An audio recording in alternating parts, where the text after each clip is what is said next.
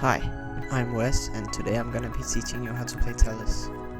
I've been playing Talus since 2017, but it was only around 2020 when I started taking the game seriously. And then I developed a kind of playstyle that I haven't seen anyone else do before. I'd say it takes Talus from being a medium skill flank to one of the hardest flanks in the game. And yeah, I know that might be an overstatement, but I'll let you be the judge of that at the end of the video. Also, I put a lot of time and effort into this video, so I really hope that you enjoyed and that you learned something. And then I'm done, we can start the video now. This is what I'll be going through in this video, and there's gonna be timestamps below if you need it. Talus' primary fire is called the Vera Charger and is an SMG. It deals 110 damage every 0.05 seconds with decent fall-off damage. Oh, things starting out right. Too far. His alternate fire is called Blitzhopper. It's a dash that deals 600 damage and knocks back enemies horizontally as well. Be aware that this ability is quite possibly the most buggy ability in the entire game, and you're gonna slide off the map about 10% of the time instead of actually hitting whoever you're trying to hit. So be very careful when trying to hit enemies off the map. I also call this ability Punch or Dash. Talus Q is Overcharge. This enhances your weapon to not consume ammo and increase the fire rate by 25% for 3 seconds. And if you're wondering, that is a shot every 0.07125 seconds. His F is called Rune of Travel. You place a teleporter that creates a timer around your crosshair. After 10 seconds the timer will run out and you're gonna teleport back and heal for 500. It's also important to know that this ability can be recast to teleport back early. Note that you'll always get teleported back when the timer runs out, even if you're under CC effects. When teleporting back, you gain complete immunity for a couple of frames. You can also reload while teleporting to animation cancel. There's a couple of different strategies that you can use with this ability, but I'll be going over that a little later in the video. I also call this Rune or TP. Talus' ultimate is True Power. This is where you channel your inner aggro kit and begin channeling a global teleport that reveals all enemies. The person you hover over at the end of the channel is the enemy that you're going to TP towards. You're gonna deal 600 damage with a knockback, so this is essentially just an empowered Blitzhopper. A good thing to know is that this counts as CC, so if you know that an enemy has CC immunity up, save it or go for someone else. The champions with possible CC immunity, or just immunity in general, are gonna be up on screen.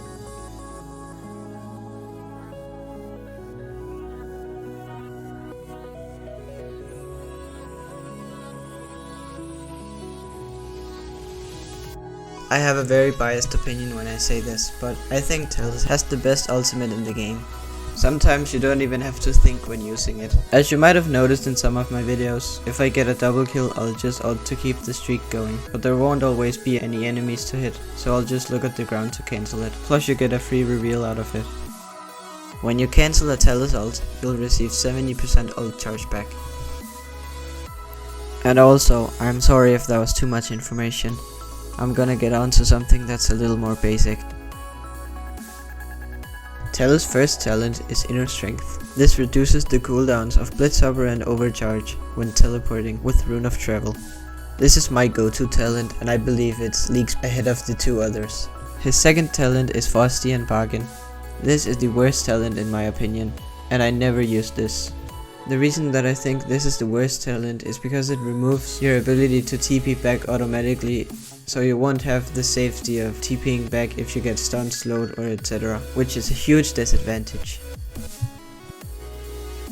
His third and last talent is Nothing Personal. I never found this to be very useful either, but it's better than Faustian Bargain due to the fact that it isn't necessarily a disadvantage. As I said earlier, you can ult then look at the ground to cancel it, but the enemies will still get revealed, so you can still get a reveal without using this talent.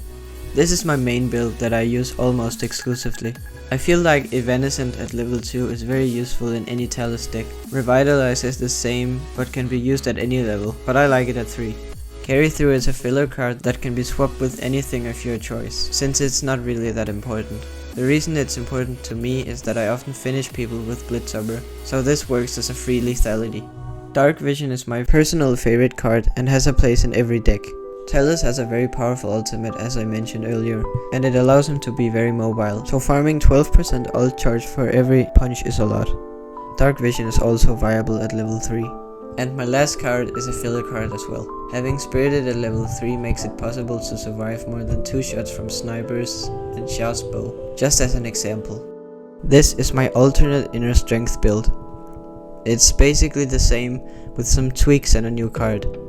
If you also have Daredevil in your build, you have to have it at level 5, since the healing doesn't get any use before that. So that means having to lower some of the other cards. I don't use this that much, but from time to time where I want more sustain instead of tankiness, I'll pick this. As you might know, Inner Strength got nerfed earlier last year, to where it no longer resets cooldowns, but rather reduces them by 6 seconds.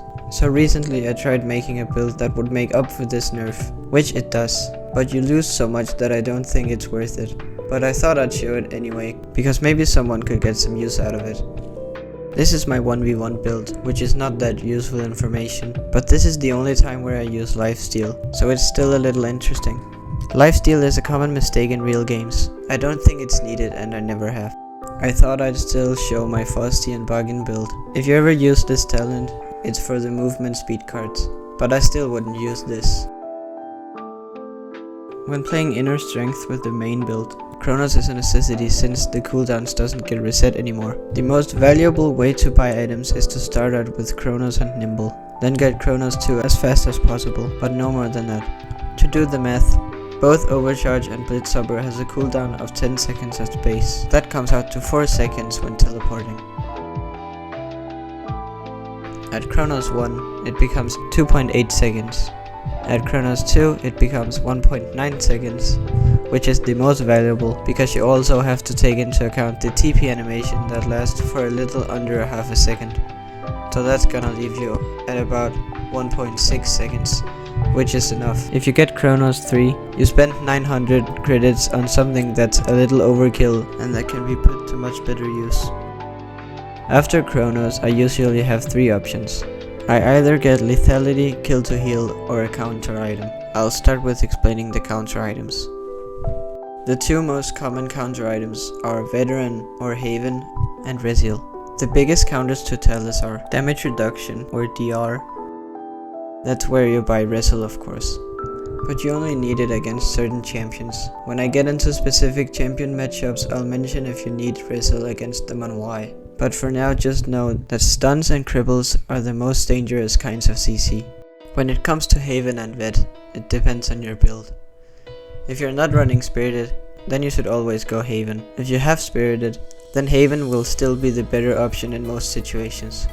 The thing is that Haven costs 50 credits more than Vet, and against DPS characters you can't feel the difference between the 2 items. But if you're going against a burst character like Cassie, then Haven will be the better option, as you'll see in this clip. Be aware of my HP bar in the bottom left corner.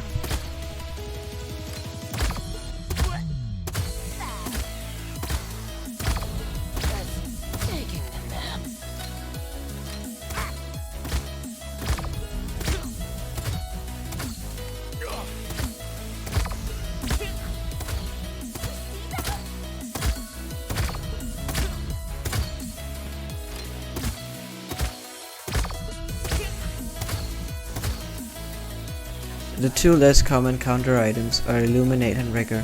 Wrecker is really only viable against Nando and Torv, cause you can't knock them behind a shield like you can against someone with a stationary shield.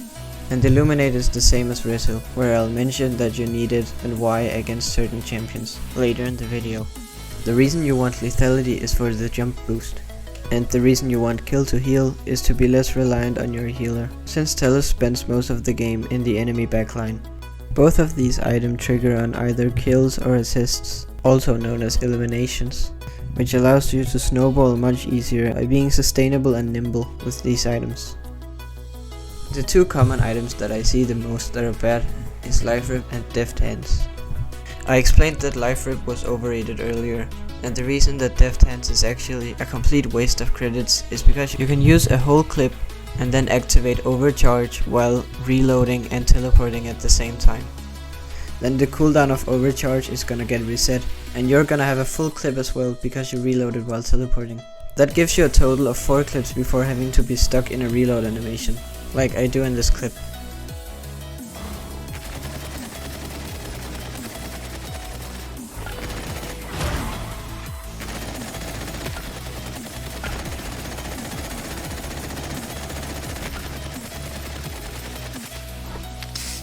So to sum up, your usual build would be Nimble and Chronos 1, then Chronos 2, and then stop buying Chronos there. Then rush Nimble 3, then you either buy Lethality 1 or Kill to Heal 1 first, or the other way around. Then you buy them both at 2 and at 3, so then you spread them out evenly.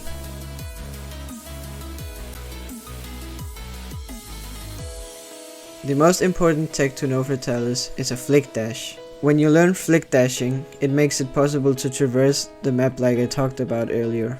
First you need to work into your muscle memory that you need to jump before dashing, almost every single time. There are 3 ranges at which you can dash. The first one is without jumping. This one is used if you need to make sure that you don't fall off an edge. But anytime there's no risk in falling off, you should always jump before dashing, which is why this is rarely used. The normal jump is just your general dash.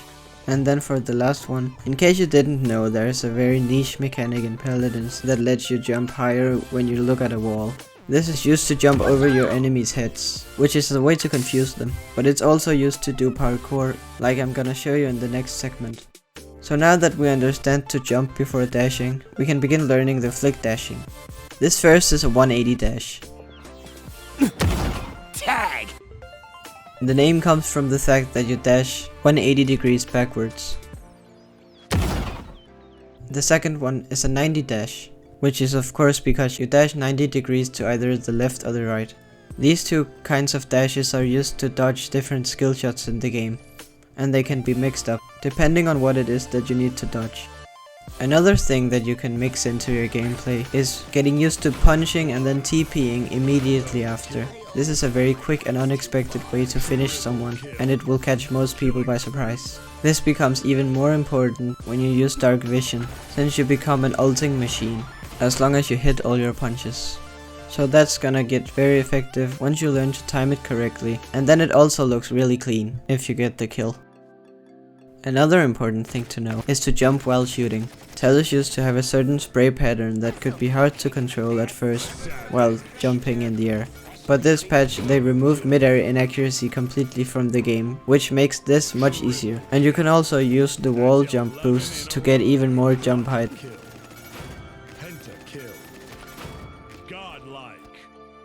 And my last gameplay tip, I guess, is to use your TP smart.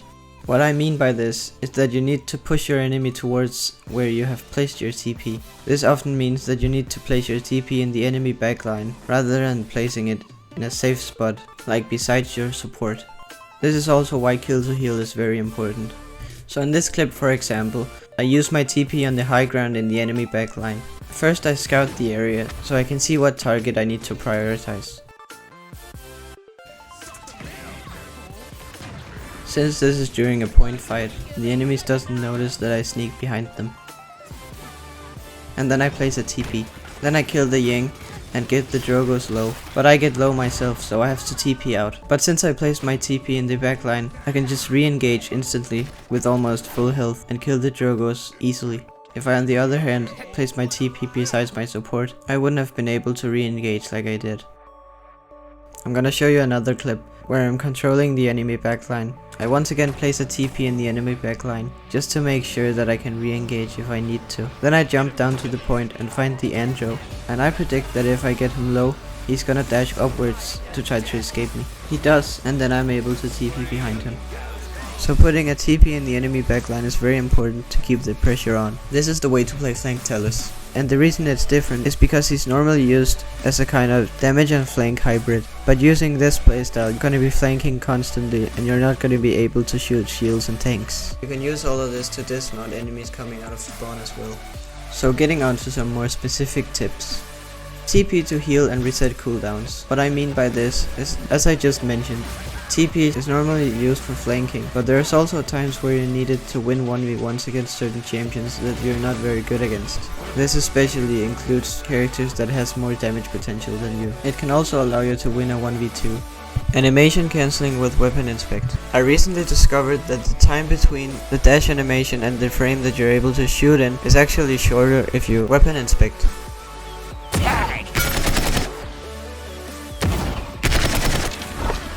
I was very happy when I discovered this, because I'm pretty sure that no one else knows about it. If you finish someone with Blitzhopper while jumping, you'll keep the dash momentum going after you kill your target. This works especially well on maps where it goes downhill, like this spot on ice mines. Ult to dismount enemies. To do this, place a TP and pop overcharge at the same time.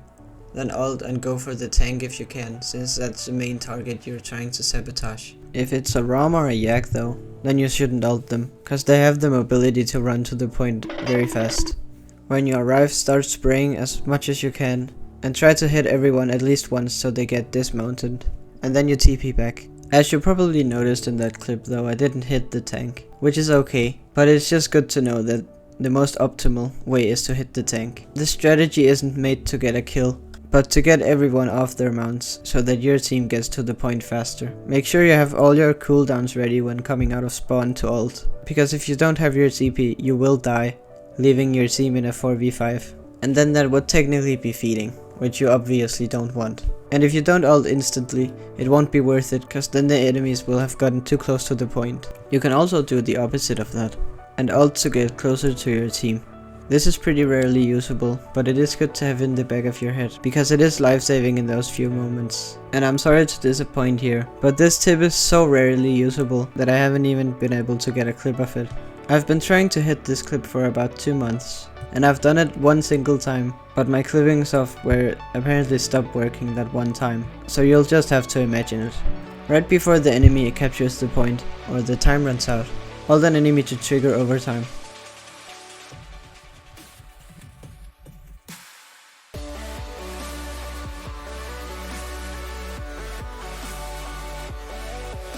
You stop falling when ulting in the air, so use this tip for cover or to save yourself from falling to your death.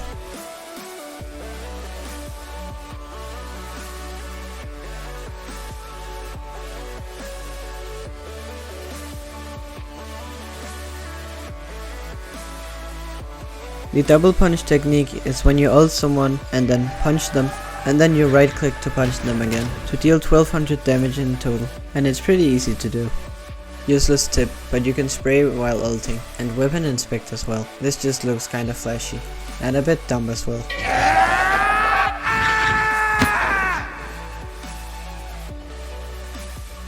Also, from what I talked about earlier, this is what it looks like to cancel an ult.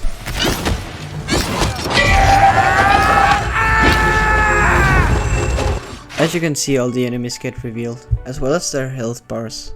And then when I look away, it doesn't log on to anyone, so I keep 70%. And for the last tip, I'll show you how I warm up. This isn't really necessary, and I don't do it every time I start playing. But sometimes when I feel rusty, I go into the shooting range and do this. So you wanna get nimble and lethality 3, and then when you trigger the lethality, start jumping over all the victors' heads. This is gonna warm up your aim and practice curving your mouse, which is what you do when you jump and shoot. Then you can also practice jumping off walls, hitting your shots that way.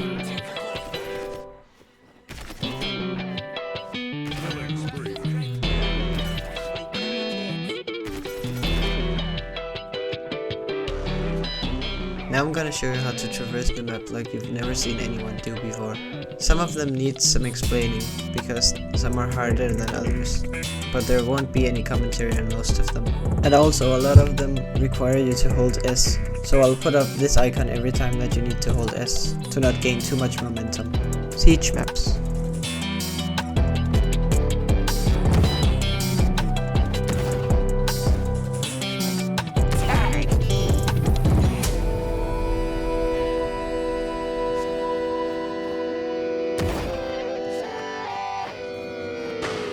To hit the floor here is a very easy jump. It gets hard when you want to reach the high ground on the other side. First you want to stand on the fence, and then try to hug the wall like I do here.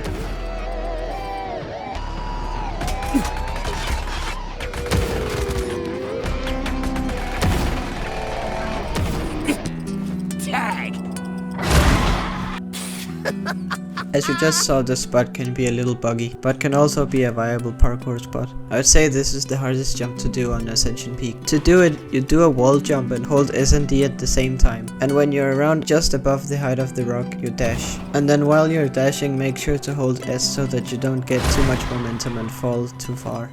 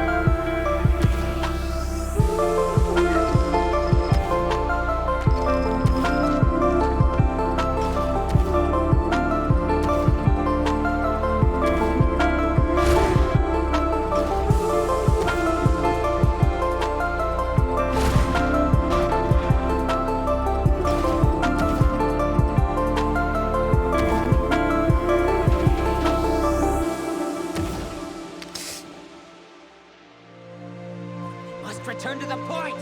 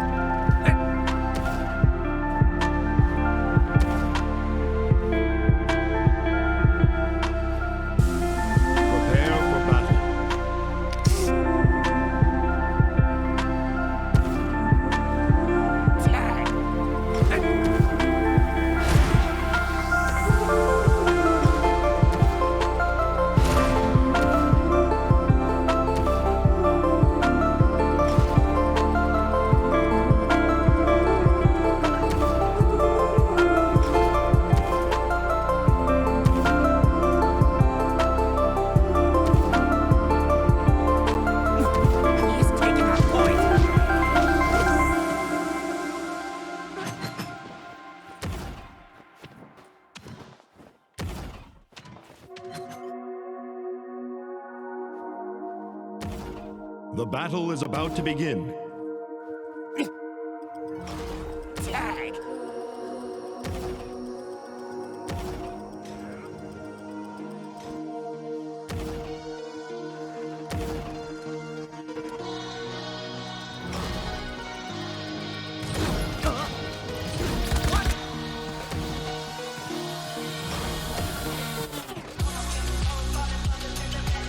Stop the payload.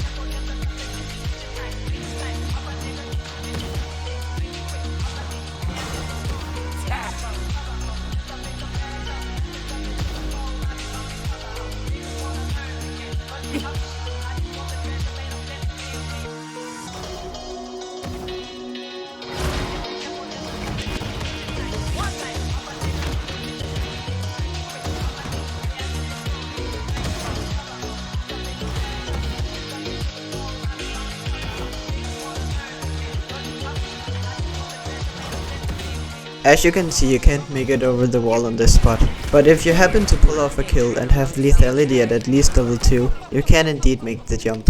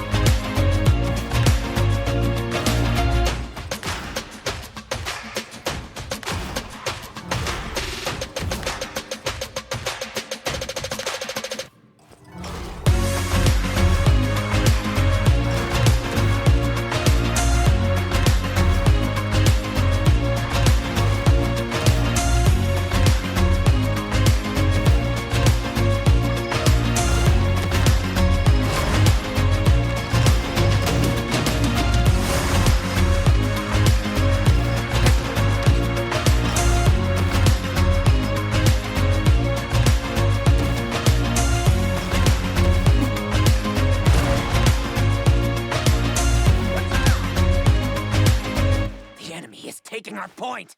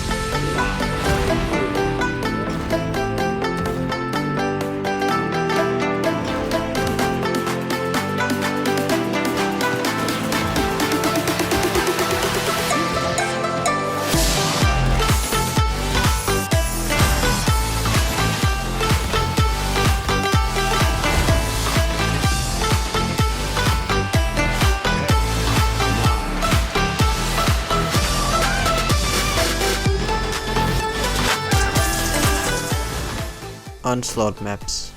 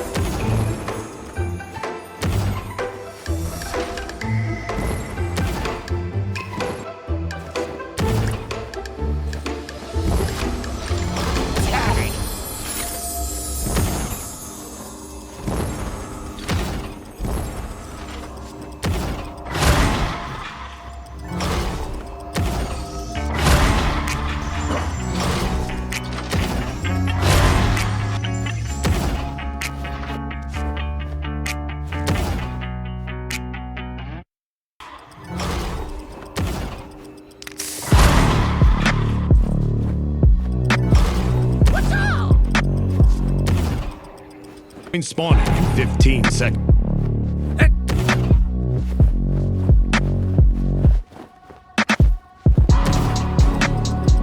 Point has spawned.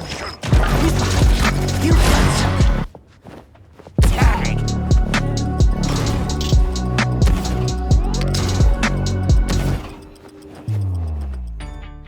TDM maps.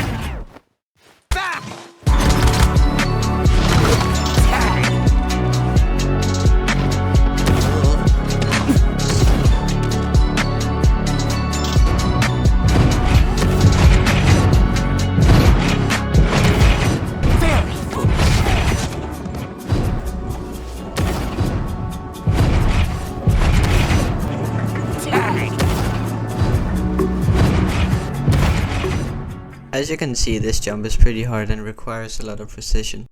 So yeah, I would rate this a pretty hard jump.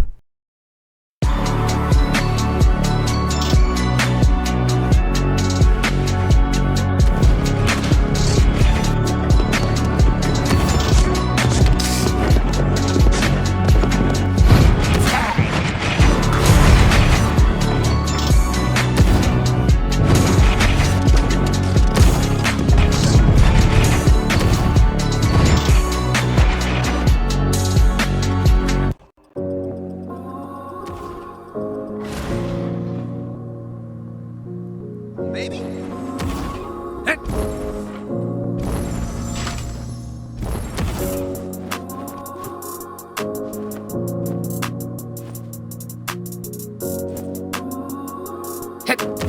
Tag.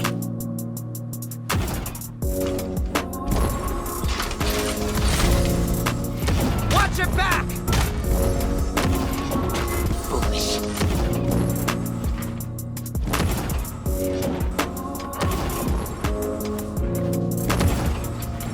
What's up?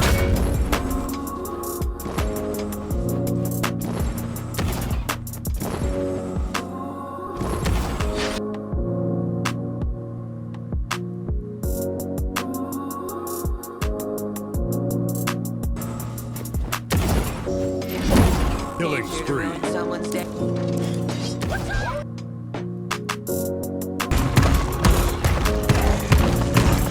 What's up?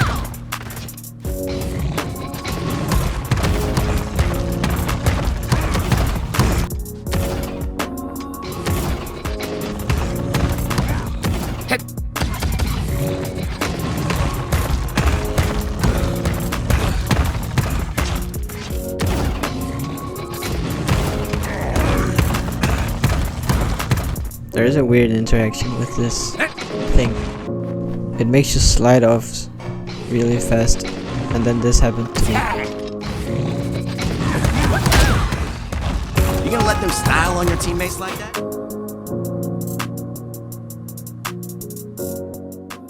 So sadly payload isn't available in customs, so I haven't been able to experiment on the maps. But maybe in the future, if it becomes available in customs, I might do a separate video showcasing some parkour spots on those maps. But for now I got this one spot that I thought was pretty cool, on Outpost.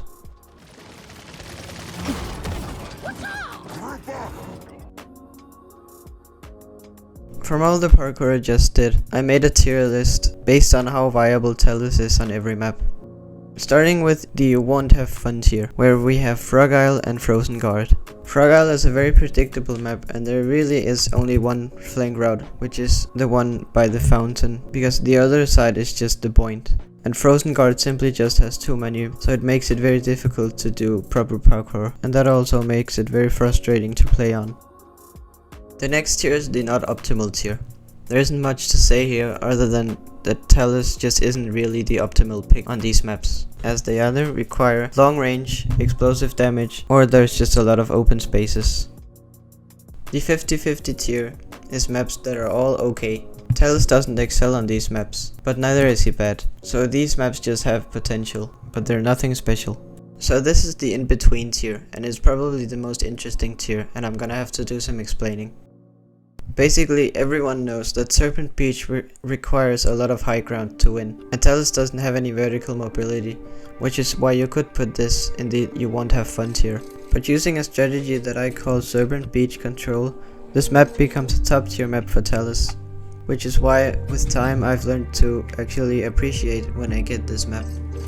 So basically, you go to the beach side and wait for everyone to be fighting, then sneak behind all the way back to their spawn and then run up the stairs. And place a TP on the high ground.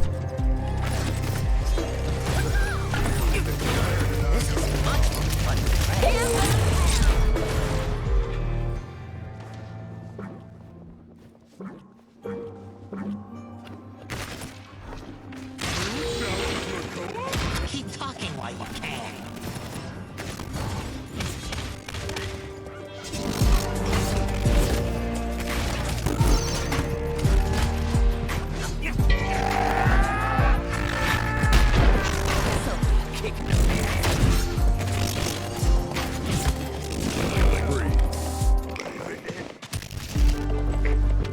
You basically keep harassing them and use the parkour that I just taught you to be very slippery and use the TP to keep yourself sustainable. At the start of the round, this strategy might slow your team down a little bit, but as soon as you own the high ground, this strategy works almost 100% of the time, which is why this map is very hard to rank on a tier list, because it very much depends on the skill level of the player.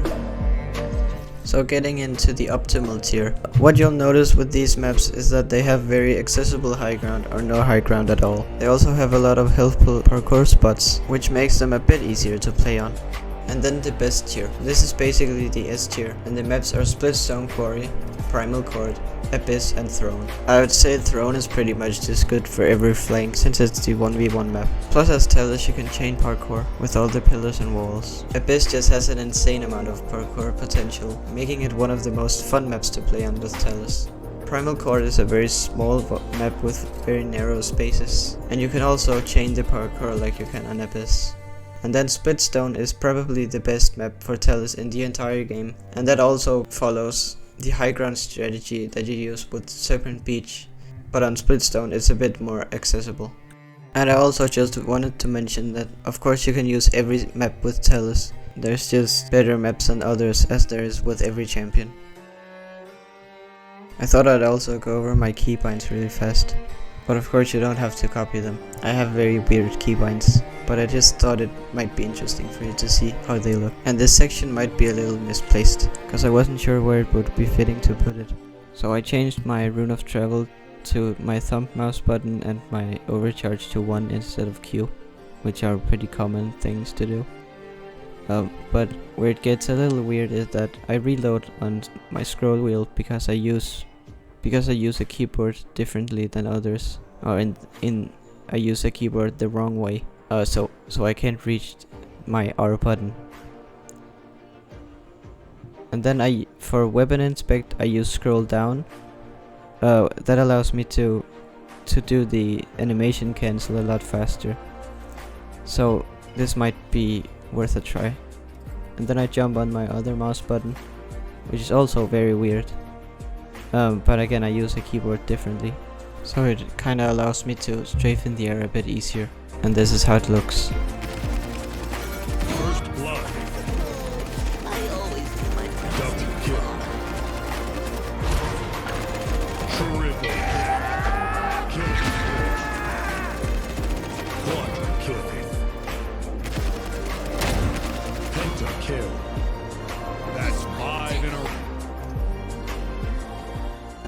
and the crosshair that I use is the pink dot. So now I'm gonna go into a tip or multiple tips against every champion. And a disclaimer, sorry for all of the disclaimers by the way, but Talus is not that strong of a champion on PC at least.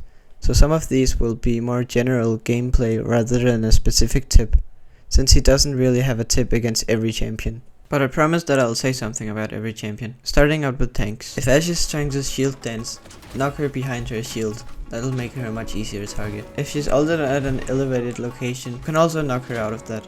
And also dodge her shoulder badge by 90 dashing. Atlas is one of those champions that you normally just ignore because of all of his stalling. The only thing you can really do to counter him is dodge his skill shots. Just like Atlas, Asan is a useless champion to fight, since he has so much damage reduction and a lot of damage. He should be ignored unless you have a high DPS champion with you. Just hold down left click or R2. Beric likes to shield dance, so you should punch him away from it much like you do with Ashe. Beric is a more rough matchup since he has sustain and arguably better damage if you're close to him. On the other hand, his hitbox is just a little ball, so he's easier to hit. Fernando's shield is what I call a personal shield. You need to remember this term since we will use it a couple of times in this video.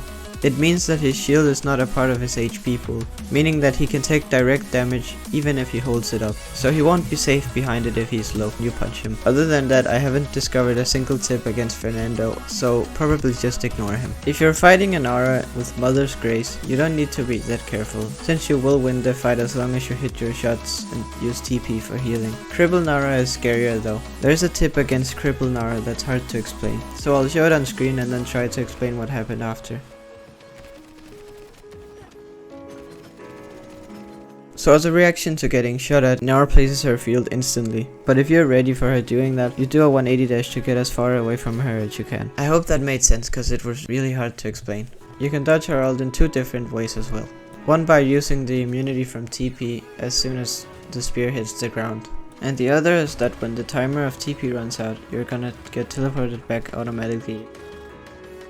Khan has a lot of weaknesses against Talus. First of all, he has a personal shield, which you can punch him through of course. If he's being resistant to be taken down, there's two counters. Khan's shield is about the same height as himself, which is shorter than your jump height if you wall jump, so you can keep hitting his head when you wall jump if he has his shield up. The other technique is by confronting him. What I mean by that is Talus' hitbox is so small that he can actually fit through Khan's shield. So if you run all the way up to him while he has his shield up and you then start shooting, you're gonna hit Khan instead of his shield. So just play like a mosquito and literally stay in his face. Very complicated stuff, I know. When he throws you, you can dash away while in the air to gain momentum and create some distance if you need to. And if you're lucky, Khan players will ult you right before the TP runs out, teleporting you back automatically and wasting his ult to 0%. Khan's only way of countering you is by shouting as soon as you ult him, negating the ult. You'll still get 70% back, but you won't be able to ult him, so be careful of that. Makoa is a slow turtle, so he's an easy target most of the time. Dodging his hook is pretty hard but doable, but you basically need inhuman reaction times to do it. But your only option isn't to dash dodge. You can also dodge it by using the TP. In between the hook animation and where he shoots you, there's a little time frame where you can actually TP out, but the dodge frame is very small, so you have to time it perfectly. If he happens to hook you exactly before your TP runs out, you're just gonna get TP'd out mid-hook, and you can also dodge the hook with the immunity from TP. If he's playing half shield, he's gonna shield dance like most of the other tanks, so just do the same and knock him away from the shield. Nyx is still pretty new, so there might be some more stuff that I haven't found out yet, but for now I found out that you can do a 180 dash out of her ult. Be careful with this though, cause if you get too close to her you're gonna hit her instead of actually getting out, since her hitbox is a little weird, like what happened here. Rom has a very long wind up time on his ult, so it's very easy to dodge with a dash. Other than that, just spam like you do against Asan. You're pretty fast, so run around Ruckus while he's ulting to confuse him.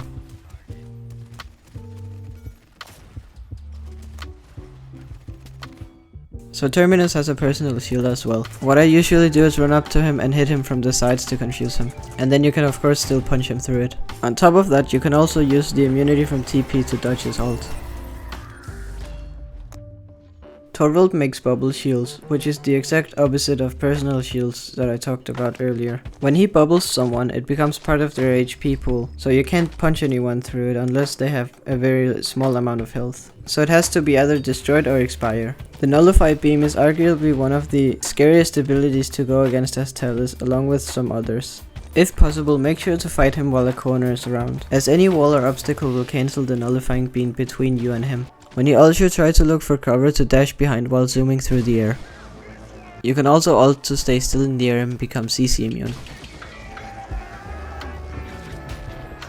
I'd get Resilience here. Like an ulting Ruckus, Yaggorath is stationary, so she's a pretty easy target. You do the exact same as you do with an ulting Ruckus and just run around her. She has a lot of damage reduction though, so that hinders you from killing her fast. When she goes into roll form, she loses all her damage reduction, which makes her surprisingly squishy. And also be ready to TP away when she buckles down, as that can do a lot of damage. Sadly, Yago's ult activates so fast that it's almost impossible to dodge. Like it requires inhuman reaction times to actually dodge it, just like Makoa's hook. And another sad thing that I found out was that if the TP runs out, you won't get teleported back, which makes this the only ability in the entire game, from my knowledge, where that tip doesn't work. So now we're gonna move on to the damage class. Dodging a Betty ult is pretty easy. You just need to do a 180 dash. Make sure to jump and strafe while fighting Betty, since that's gonna make you a much harder target to hit. It's also good to ult a blaster champion while they're in the air, because that will most likely throw off their aim. You can use the immunity from TP to dodge Grumpy Bomb as well as PK's ult.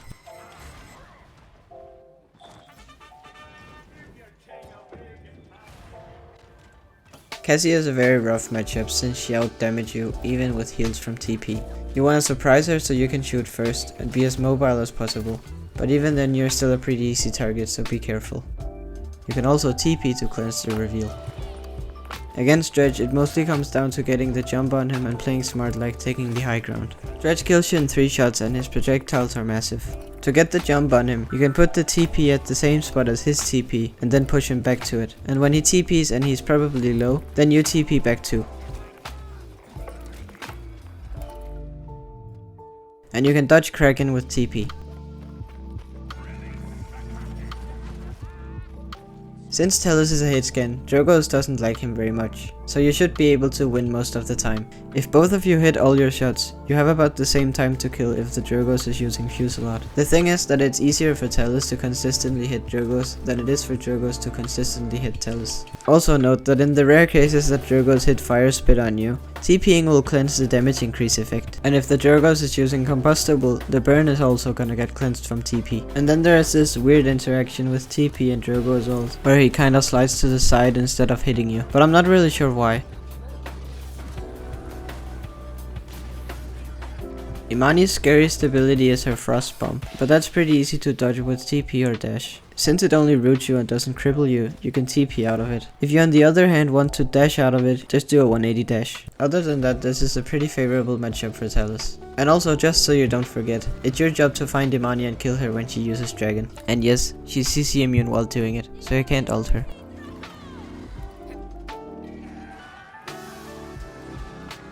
As everyone knows, Kazumi has auto-aim. That means she relies on human errors, which in this case means to mess up your aim. If you get the jump on her and hit all your shots, you're gonna win the fight 100% of the time. However, if she gets the jump on you, you have to keep track of her stacks. Talus has a base HP pool of 1900 HP, and 2050 if you use the card that I use. That means Kazumi needs at least 4 stacks and then a right click to kill you. And so you need to cleanse the stacks with the immunity of the TP. And you do that by counting to 4 and then TPing.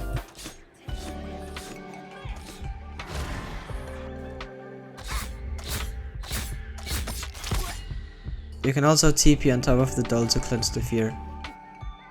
Kazumi has a very weird ult, where her doll stays on top of you if you TP and it then activates. But if you TP the exact same time that it activates, you cleanse all the damage. Kinessa is a pretty 50-50 matchup. When going against her, you should try oppressing her as much as you can. As the match goes on, you'll usually be able to notice a pattern to where she TPs. So use that information to place a TP in the backline and predict where she's gonna go. Then you push her to bait her back to your TP. Exactly like you do against Dredge. Liana's a lot like Cassie when fighting her. Her damage potential is a lot higher than yours, so you need to be mobile. Her ult is like Roam's, where the wind-up time is so long that it's very easy to dodge. Octavia usually hangs out in the backline when DPSing, so she's probably gonna use her leap exactly like Kinessa is gonna TP, so use the same strategy against Octavia. All of Sasi's 3 talents counter you, so you don't have much to do against her. It'll be rough no matter what, but when she blast backs you with window of opportunity, you can dash in the opposite direction to gain some momentum like you do against Khan, but that might get you killed anyways. Shah's cripple arrow is not very good to play against, so I'd get resilience against him. Whenever he charges his bow, it makes a little noise, so you have a chance to dodge the shot, and he makes a different noise when he activates the cripple arrow. The two sounds are very similar, but there is a difference. And so you dodge it like this.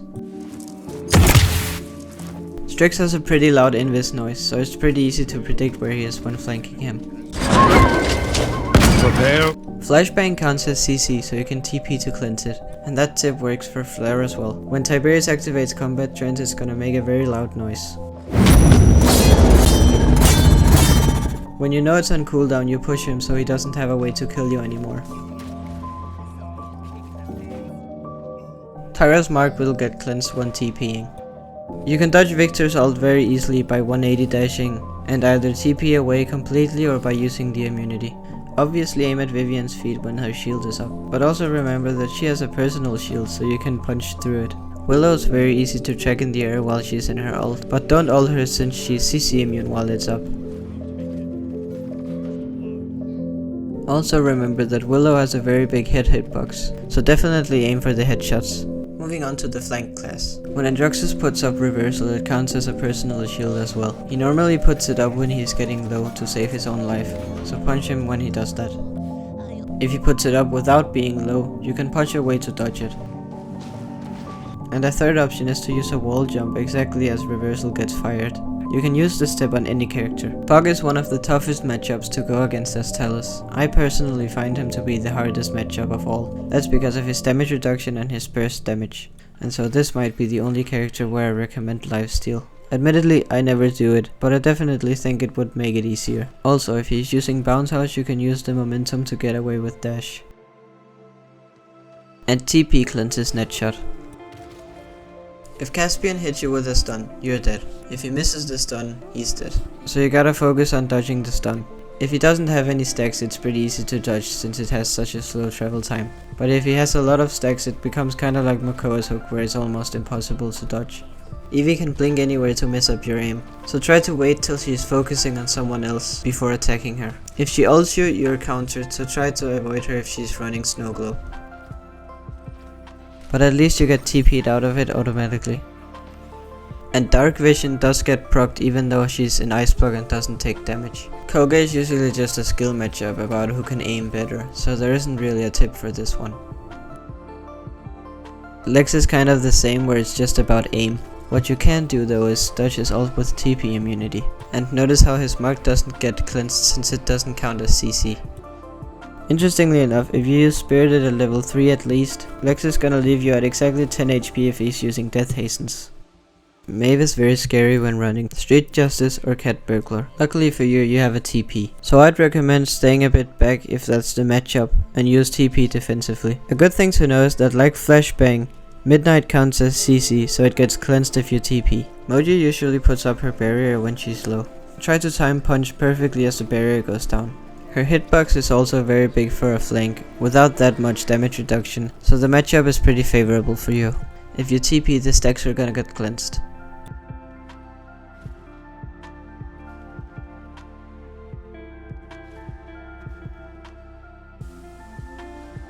You can dodge Moji's ult by TPing. And also, you're gonna escape the cookie if TP runs out. Skye is the only champion where I sometimes buy Illuminate. She's easy to hear when she comes up close, and her movement is often pretty predictable, but sometimes I knock her back and then she goes invisible, making it impossible for me to find her. This isn't every match though, it's just if that specific thing happens multiple times. Her ult works like Termi's ult, where it's a giant AoE explosion that can be dodged with the immunity from TP. Obviously in a Talus 1v1 it just comes down to aim.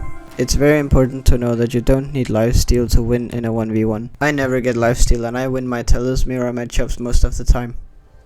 When an enemy Talus ults you, you can use the immunity from TP to dodge it. The Vaatu matchup is a lot like the Maeve matchup, assuming the Maeve is using one of the 2 threatening talents that I mentioned earlier. So this matchup is a bit more favorable, especially now that Vaatu is also getting nerfed in the upcoming patch. He has a lot of dashes, but whenever he uses one, he drops. And when he drops, it's very easy to track him. And when he TPs to you, you can just punch him away. If he charges his ult, you can dodge it with a 180 dash or a 90 dash. You can also use a TP. But it might be smarter to TP away, since he has more range than you if he charges it up. TP cleanses 7's ult, so when you hear the little click sound, you need to TP. Cerebral terror body. Other than that, 7 is just a really rough matchup. Vora can cripple you, but that's her only counter really. You can do a lot against her. When she obliterates, either do a dash if you're low, or punch her when the immunity goes down if she's under 600 HP. We also did some experimenting and found out that if you buy Resilience 1, you can TP out of the frame like you can against Makoa's hook. If you buy Resilience 2 though, you can TP out, but you're still gonna take damage. Zin's counter counts as a personal shield, so punch him through it if he's low. If he's used counter, he's probably gonna use Billow to try to escape. When he does that, try to time it perfectly so you finish him when he goes out of Billow. As you probably know, Zin has a combo with his attacks. He goes light, light, heavy, and then usually counter. Always have a TP ready when fighting him, cause if it's a good Zin, you don't stand a chance of winning without that TP. So how do you use all your tools to win against a Zin? First you gotta fight him while he's using light, light. Then dodge the heavy attack by using a 90 dash, especially if he's playing Yomi. It's pretty easy to react to the heavy attack animation, but if you have a hard time reacting to it, just count to 2 and then at the 3rd you dodge. Then TP back in front of him. After that he'll probably put up counter, and this is where you punch him through it since it's a personal shield. If you do that correctly, he becomes a much easier target than what it would seem. While recording, we also found out that you can actually only hit him through it from the front. If you try to hit him from the sides or from the back, it's gonna get activated and he's gonna shoot forward. I have no idea why it works like this, but apparently it does. Surprisingly, there are 3 ways to dodge a Zin ult. Technically 3.5. The first option is just to TP away. The second option kinda counts as a half since it's very similar to the first option. Wait for him to hit you and then TP in between the animation where he hits you and the animation where he starts slashing. This is a little complex, but it works exactly like Makoa's hook. It's a pretty weird interaction because sometimes it sends his ult to 0% and sometimes it sends it to 30%. So I'm not really sure what's going on. The third option is to do a 90 dash or a 180 dash. The fourth option is the hardest and most risky option.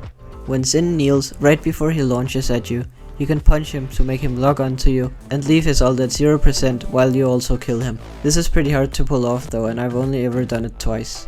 And so moving on to supports. Just like Kinessa and Octavia, Corvus usually uses his movement ability to go deep into his own backline to retreat, so use the same strategy. If he has ult, he's probably gonna use it for the damage reduction to try to save himself. If he does this, just spam him, cause you're probably gonna kill him anyways. Furia lives for the beam, which is a pretty scary ability. This thing just always hits you, it feels like, and when it does, you're dead. I wouldn't exactly say that there is a tip against her, just kinda try to avoid the beams. Grog stalls with this Ghost Walk to get help from teammates. You gotta be careful of that, but if you know he doesn't have Ghost Walk up, he's a very easy target. Also, he's very easy to track when he uses ult, and as game passes you get more caught, so you're definitely gonna wanna target him when he ults in the late game if possible. Grover is quite tanky, has mobility and CC. That makes him a pretty hard target for you if he's not alone. His ult works kinda like Grog's though, where as COD goes on, he's gonna be easy to kill in his ult.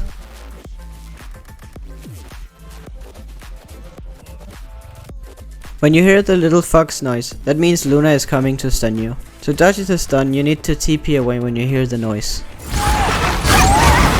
That's why you should always have a TP ready when fighting an IO. When Luna doesn't stun you, IO is helpless against you. Her leap isn't nearly enough to escape since it's just a backwards leap, so she's very easy to track, much like Octavia. Also, her ult has a very long wind up time, making it very easy to dodge. If you're going against the Void Grip Genos, you need Resilience to get out of that. But if he's playing anything else than that, you should be good. He's pretty easy to track while floating, which he usually uses to escape, so it's worth it to chase him. You can also do a 90 dash out of his ult. Lilith seems to be tanky, but when you land a lot of shots you'll realize that she's actually not. She also suffers from the problem that Io has, where her leap isn't enough to escape you, because it has a very predictable curve. We also found out that the reveal will get cleansed if you TP inside Swarm. The damage won't get cleansed though, and that also goes for Kiss. Maldamba is a pretty 50-50 matchup. He can only really kill you if he's playing Stun Damba or if he ults you.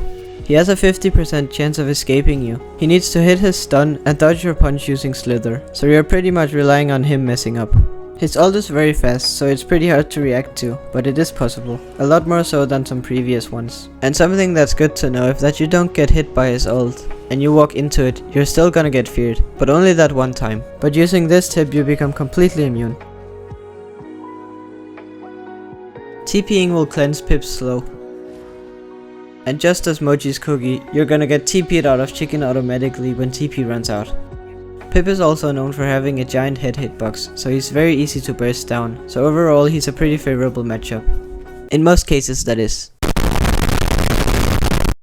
I personally find Rei to be pretty annoying, but that's only because when you play into a good Rei, you just know it because she's so hard to kill. Usually when she pops envelop it's a bad thing because the damage reduction makes her very hard to kill. But the damage reduction caps at a certain number, meaning that your weapon shots won't be affected, only your punch, so don't punch her while she's using envelop. Try to save it until after she's used envelop, as the max damage that she can take is 275, which is roughly equal to 2 weapon shots. And that of course is the same with your ult.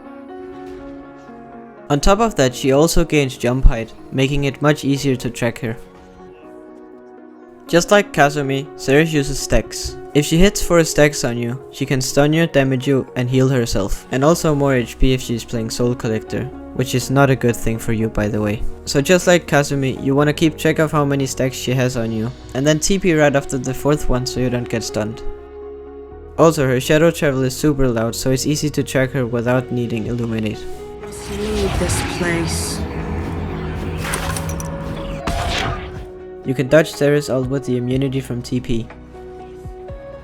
But we found another weird interaction, where sometimes you're gonna TP and it's gonna pull you in anyways. Ying is kinda like Corvus, where you predict where she's gonna TP. She'll usually put up a clone way in the backline to try and save herself from flanks. If you find that clone, put a TP besides it and attack her, you can bait her back to the clone. And at that point, you guys are probably gonna be so far back that she won't be able to get any help. And that's finally gonna wrap up all the champions. So I just wanted to talk about some specific matchups. Torvald, Sati, Shaolin, Buck, and Furia. These are the 5 worst matchups that you can go against. The reason that Torvald is so rough is because of his nullifying beam. As I mentioned, all of Sati's talents counter you, which is why there isn't really any counterplay towards her. Shaolin, to be fair, can be played into, but if he's playing Crippling Arrow, then it's gonna be very rough because of the easy cripple. Buck has all the DR, Buck I also talked about in the clip, and Furia has the beam. And the beam is just... my friend Valley would know what I'm talking about. So, the tier above that is the their favor, which means that you can play into them, but they're gonna have the advantage. And I specifically want to talk about Eevee, Grover, Seven, and Genos, because they're probably the 4 worst ones in this tier. And that's because most of them has deadly CC, some coming from talents. And then 7 has all the mobility and the burst damage, making him a pretty hard target to kill. But he is very squishy, so if he misses all his shots, he becomes a very easy target. And then the 50-50 tier, where I want to talk about Sin and Bomb King. So I showed you all of those crazy Sin counter techniques. But if you mess those up, he's still very hard to fight, and he's known for being the cockroach of the realm because he never wants to die. And then Bomb King is very meta right now, making him pretty tough, but usually it is a 50-50 matchup. And then your favor, these are all the champions where you have the advantage most of the time. But I specifically want to mention Maeve and Pip, because if they're piloted by very good players, you could argue that they go down to the 50-50 tier. And then the last tier, which is the ones that you specifically counter. And then the last tier, which is the ones that you specifically counter. The first one is Ashe. Ashe really doesn't have the HP or the damage or the mobility to go against you. She has a shield that moves very slowly, but it does move, making her shield the easiest shield to go against. And then Yagurath is stationary, and Talus excels at killing tanks, so Yagurath is a pretty good matchup. And then Io, I think, kinda explained herself in all the clips. Io really doesn't have anything to do against Talus. And those were all the champions that I thought were worth mentioning, but if you have a question about your favorite champion, you can try to ask me in the comments, and I'll try to reply with an explanation. So for this section, it's the champions that you play well with. Atlas can really mess you up with his rewinds, and Grog and Grover relies on you to stay in a certain area, which isn't optimal for Talus since he TPs a lot, but that's not to say that you can't play with them. It is possible, but it's just not optimal. Like, good players are gonna make it work. Like my friend Maddie. Is very good at making Grog work with flanks. Then I'll skip the neutral tier since there isn't really anything interesting to talk about. And so the viable synergy is where the champion has something that can help Talus out. Something noteworthy. Although Yaggorath and Ashe are very countered when they go into a Talus, when they play with a Talus they actually exceed a lot. They're both very strong off tanks, and they work very well with flanks. Interestingly enough, Sati is really fun to play with if she's playing Window of Opportunity, since she knocks them up and then they become very easy to hit. And the same with Furia. She's so frustrating to play against, but playing with her is very fun as a flank, because of the beam. And then Rey is just great to play with, because of her Spirit Link and Envelop. And then the great synergy tier. Io specifically gives you cover with Luna, which is very nice to play with. Then Genos, Corvus and Lilith can all mark you. And then Lilith specifically gives you lifesteal in her ult. And I know that I said lifesteal wasn't worth it, but free lifesteal is nothing to complain about. If Tyra's playing Hunting Party, she's also very fun to play with. Shaolin, Makoa and Khan all have great CC to play with, and then Khan and Makoa can also shield you. And then at last, Torvald, he has great bubble shields, and it's great to be on the same side as the Nullifying Beam. And once again, if you have a question about any of the champions that I left out, you can just ask me in the comments. And so that leads us to the end of the guide. As I said, I really hope you enjoyed this, and I tried to make it as entertaining as possible, and I hope I did a good job of that, since all this talking into a mic is still pretty new to me. And I also hope that you learned something, of course. I've never asked this before, but if you could please leave a like, that would mean a lot to me, since this video took me 6 months to make, and over 100 gigabytes of space on my PC to do it, and then also countless hours. I also want as many people as possible to see this video so we can get some Talus gameplay going in the community. I also want to thank all the wonderful people that helped me record all the 1v1 clips. Valley, Jananas, Salad, Satiety Cascade and my brother. All of their socials are gonna be in the description, so please check them out. I'm also gonna have all the music linked, so if you heard something that you liked, also please do check that out. And with that long outro being done, I wanna wish you a great rest of your day, and bye.